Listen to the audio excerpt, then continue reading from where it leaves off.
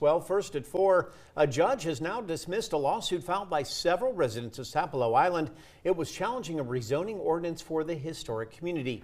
The question is now, what does it mean for residents? WSAV's Isley Herschel spoke with officials there about what comes next and how community members can get involved. Tina, Andrew, that's right. The lawsuit was filed by residents of Sapelo Island in October of 2023. It was one of several efforts to challenge a rezoning ordinance passed earlier that year, which would have changed the maximum square footage of homes on the island from 1,400 square feet to 3,000 square feet. We've been telling you how many members of the Gullah Geechee community worried that would change the character of the island and drive out residents by raising property taxes. Earlier this year, the rezoning ordinance was overturned in a referendum, but McIntosh County officials have been working on new zoning changes. I reached out to County Commissioner Roger Lotson about the lawsuit being thrown out on technical terms. In a statement, he tells me, quote, "That decision is not impacting what we're doing regarding rewriting the zoning ordinance," end quote. He added there have been 3 listening sessions for the public to attend in preparation for 2 formal hearings. Lotson says the dates of those 2 formal hearings will be announced soon, but in the meantime, citizens of Sapelo Island can also submit written feedback to be entered into records. We're going to have details on how to do that on our website, WSAV.com. Isley Herschel, WSAV News 3 on your side. Isley, thanks so much. Over in Statesboro, law enforcement asking the public's help in identifying suspects in a string of recent property damages. WSV's Evan Smoke has more details on those incidents, which are happening near Paulson Stadium. Here on Lanier Drive, Statesboro PD tells me there's been an uptick in minor crimes since the beginning of the year.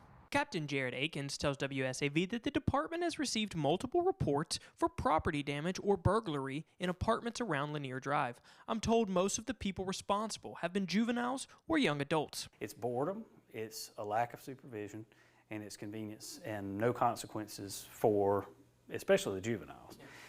Because I'm not telling anybody a secret. You know, anybody that is a juvenile offender, there's only so much in terms of, punishment or supervision that the courts are going to be able to impose until you really get into serious violent felonies.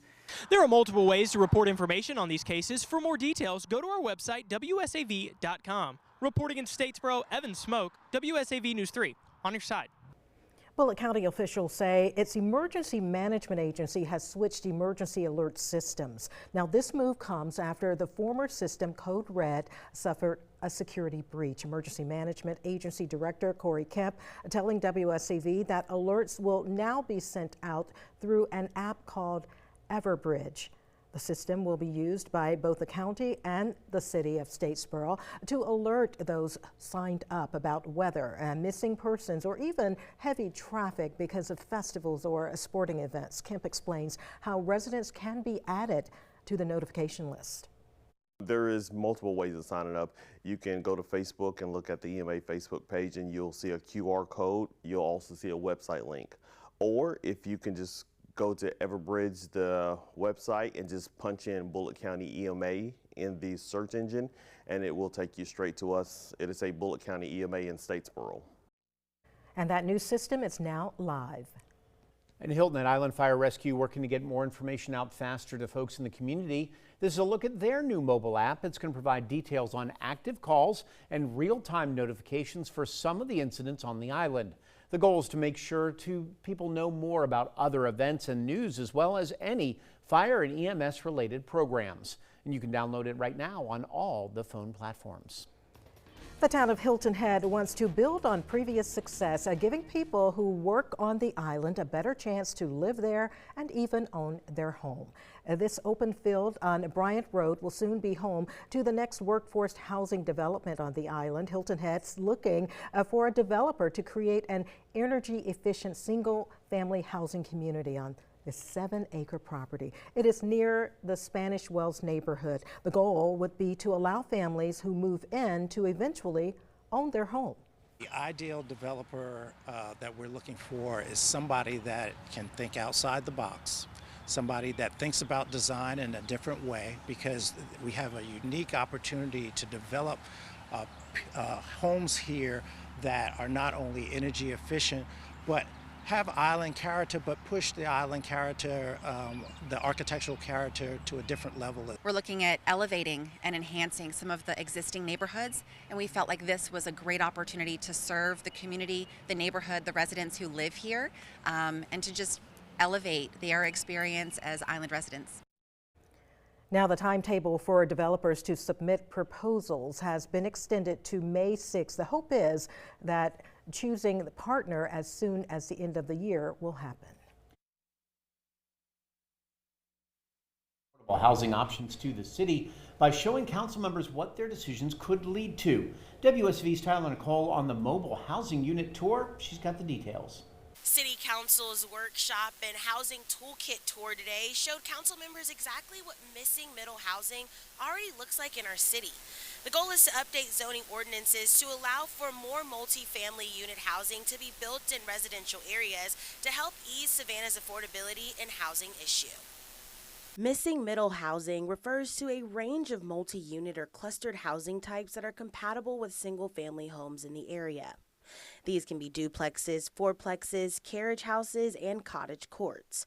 All would be designed to blend into existing residential areas and support walkability and neighborhood scale retail and provide a range of housing options at varying price points. Whether it's on the east side along Skidaway, whether it's the south side along Abercorn and our mall properties, whether it's on our greater west side neighborhoods, making sure that there's opportunities for housing at all price points, at all income levels, and to create the kinds of housing stock that we all enjoy downtown, and to make those legal again in other parts of the city. Today's tour is one of many conversations being had around updating zoning ordinances all around the city. We will, of course, update you as new information becomes available. Reporting in Savannah, Tyler Nicole, WSAV News 3, on your side. The city of Savannah is taking another step to tackle its ongoing housing challenges. City leaders are looking to invest millions into projects aimed at creating, preserving, and improving affordable housing all across the neighborhoods that they're focused on. Now, the largest portion of the funding includes two separate $2 million loans to support affordable housing developments. One project, Gateway Gardens, would bring 78 new apartments to vacant property on Edinburgh and Rockefeller Streets. Another investment would go toward rehabbing 70 units at Heritage Corner and Row in the Kyla Brownsville neighborhood. Now, city leaders say these efforts are part of a broader strategy to address rising housing costs and expand access to affordable living options. Also consider several major housing initiatives through the Savannah Affordable Housing Fund, which total over $4.5 million to support the development, preservation, and rehabilitation of more than 250 affordable housing units.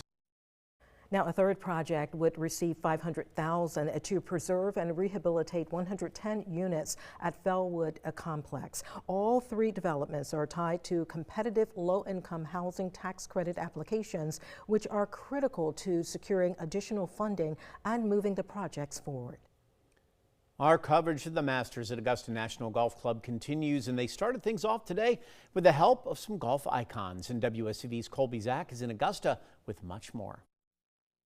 It's Thursday here at Augusta National Golf Club, which means the 2026 Masters has officially begun. And now, earlier today, we had three absolute legends of the game of golf tee us off over at hole number 1.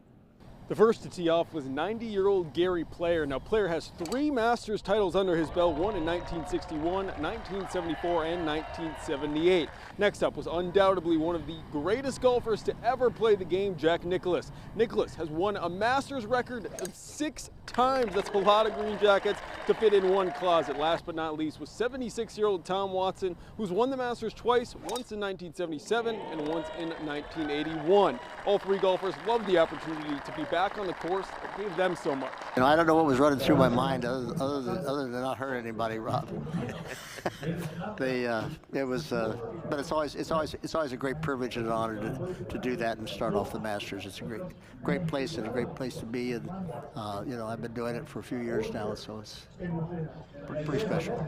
We will be here at Augusta National Golf Club all week, so be sure to continue to tune into WSAV News 3 for updates on every single round. But for now, at Augusta National Golf Club, Colby Shelby Zach, WSAV News 3, on your side.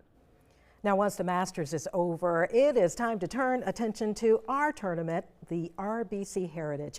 But people in the Lowcountry are not sitting back and waiting. Work has already started behind the scenes to get everything ready for our Tuesday's opening ceremonies and the week-long golf tournament. Thousands of people will flood Harbortown course to watch and even have fun. Tents and bleachers need to be ready for the most fan-friendly event on the tour, and the people doing the work say it's a lot, but in the end, it truly is worth it. The biggest thing for people is that they don't understand that it's not temporary. We talked to a bunch of different people, and everyone's just like, they come out here in the off season, like, but there's tents out here, and it's like, well, everything's temporary. Nothing out here is permanent. You know, we got permanent power on the ground, but that's about it. The golf course is the only other permanent thing that comes with it. Well, everything will be ready for the RBC Heritage opening ceremonies Tuesday at noon. That is when WSAV will be there with full coverage of golf and everything surrounding the biggest event on Hilton Head Island, all the way through the trophy presentation.